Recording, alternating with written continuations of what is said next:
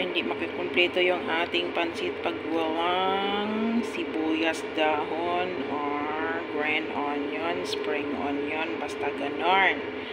Diba? Ganon, sarap.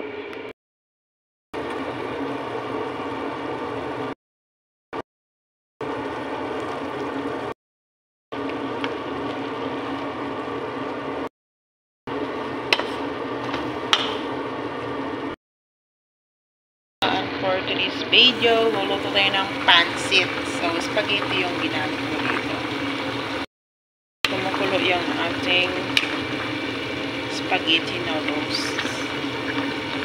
At ito na rin yung ating chicken. Meron na siyang corn, mushroom, and sliced, gumagalaw yung kaldero ko. Sliced carrots. Ready na rin yung ating baby corn and cabbage. Dito na yung ating capsicum. So, maghihintay na lang tayo.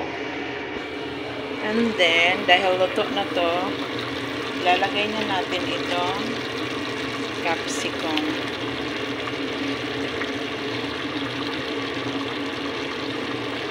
Ayan na siya.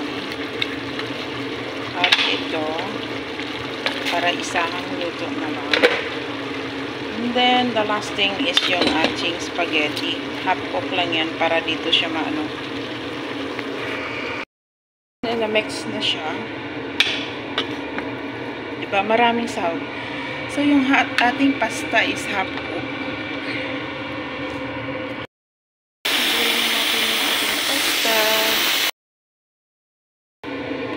Lalagay na natin yung ating spaghetti and then mix it. Mix it.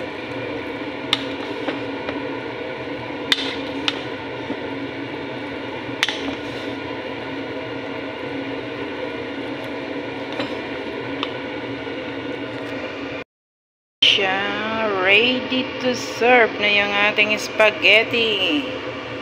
So, thanks for watching.